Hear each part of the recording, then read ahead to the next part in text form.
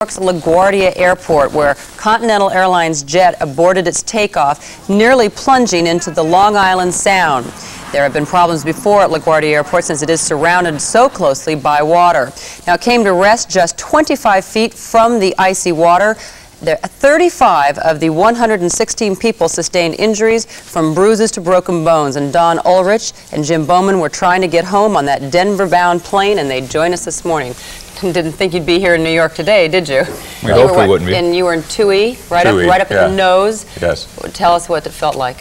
Well, it felt very similar to if anybody has ever been in a car and they were about to crash and they're sliding and they're sliding and they're sliding and you know you're going to hit. And we had a chance to cinch down our seat belts, and in my case I put my feet on the bulkhead and just waited to hit. And when we So you were up in a front seat, so you were able to, I had my feet really up brace yourself. Up in front of me, and it was like hitting a tree or something, and we hit pretty hard.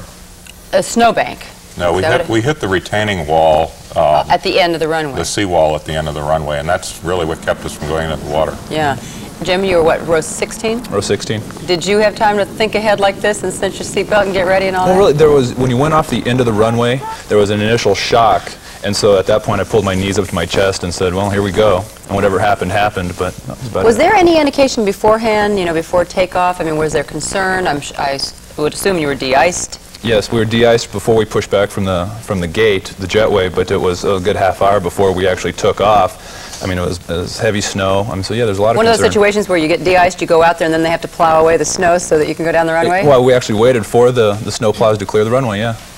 And then as you're going down the runway, you knew immediately that something was going wrong? Well, the plane appeared not to be able to get any lift, and we kept going on and on and on and on, and pretty soon it became obvious that we weren't going to get off the ground, and then the decision was made, and I think the pilot saved our life with his split-second decision was made to abort the flight, and then we just couldn't stop. You come in and out of here all the time on business. Did you realize that water was at the end of that runway? I realized the water was at the end of the runway, and I fly off of that runway often enough that I knew that we should be in the air when we weren't in the air. All right. Now, there were several different places where they were getting out of the plane. I mean, that back end, I mean, it looked like there was an awful long way down, but you were up front. Wasn't there an exit up there also? You were the first one off, I think. Off in the front, yeah. And what happened? Cold? It was cold, and both doors opened up, and there was a slide down to the left, and the slide down to the right blew up and went down, and the wind was so fierce it tore it right off the plane. How were people reacting? People were really very cool. Yeah. Yes. You guys getting back on airplanes today and taking off and trying to get back home? Too long on a bus. We have to. Are you apprehensive? Yeah, very much so. Yeah, very much so. Now, especially in this weather. You're actually from Phoenix, though, right? Yes. Didn't I just see it was 85 degrees there? Yes. And how about Denver? Denver is going to be, I guess, 65 degrees. All right, but you're going to fly home today. Hopefully. Quick as possible. Well, safe flight home. Thank you. And nice to have you here to be able to give a happy ending to the story.